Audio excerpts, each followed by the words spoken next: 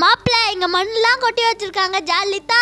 முதல்ல இன்னைக்கு ஒரு மண்குழியில போடுவோம். நம்ம கூட்டத்தெல்லாம் இறக்கு ஆட்டத்தை ஆடுவோம். வெயிட்டா என்ஜாய் பண்ணுவோம் இன்னைக்கு. ஆனா இதுல பெரிய சந்தோஷம் இருக்குது. பாக்கு காசே கொடுக்க தேவைய மண்பாட்டு எடுக்கலாம். வாங்கடா எல்லாம் மண்ணில் இறங்குங்கடா, என்ஜாய் பண்ணுவோம். நம்ம கேங்கெல்லாம் மண்ணில் உருண்டு பரண்டு ஆடுது ஜாலியா. நாளைக்கு இதெல்லாம் வேலைக்கு வருமானே தெரியல. முட்டி வலிக்குது, பாடி வலிக்குதுன்னு லீவ் போட்டு உட்காந்துருக்க போது. ஏய் நைனா, ஏன் படுத்துட்டு இருக்க? ஏஞ்சி ஆரம்பி. யாத்திரை ஆரம்பிக்கிறது வயசான காலத்தில் கொஞ்ச நேரம் ரெஸ்ட் எடுக்க விட்றீங்களா?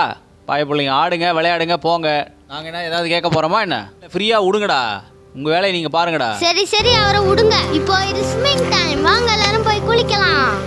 ஆண்டி வழிக்கு வந்துட போறீங்க, பார்த்து இறங்குங்க. தெரியும், நீ போடா. இது எங்க ஸ்விம்மிங் டைம்.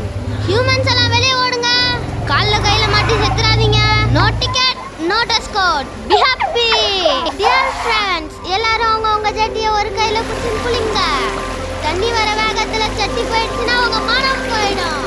டேய் ஒருத்தனை பிடிச்சுன்னு குளிக்காதீங்கடா, ஜட்டியை பிடிச்சுன்னு குளிங்கடா. டேய் அந்த குட்டி பையனை பாரு, ஒலிம்பிக்கு ப்ராக்டிஸ் பண்ற மாதிரி ப்ராக்டிஸ் பண்ணிட்டு இருக்கான். அவனை ஒரு கையில பிடிங்க, இல்லைன்னா தண்ணி அடிச்சுன்னு போயிடும். குளிக்க போது கூட ஃப்ரீயா குளிக்க முடியலப்பா. இந்த பிள்ளைங்களை பெத்துட்டு சின்னவனை பிடி பெரியவனை பிடி இன்னைக்கு காலம் ஓடுது.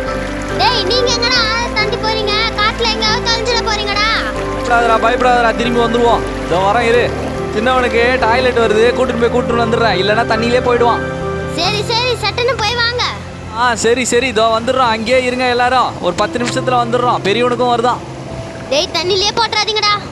டேய் மச்சான், இதாண்டா வாழ்க்கை. நல்லா மூக்கு முட்டை சாப்பிட்டோமா, தூங்கணுமா, ஊரை சுத்தணுமா, வாழ்க்கையை என்ஜாய் பண்ணமான்னு இருக்கணும். இதெல்லாம் விட்டுட்டு மொபைல் பார்த்து வாழ்க்கையை ஓட்டிடாதீங்க.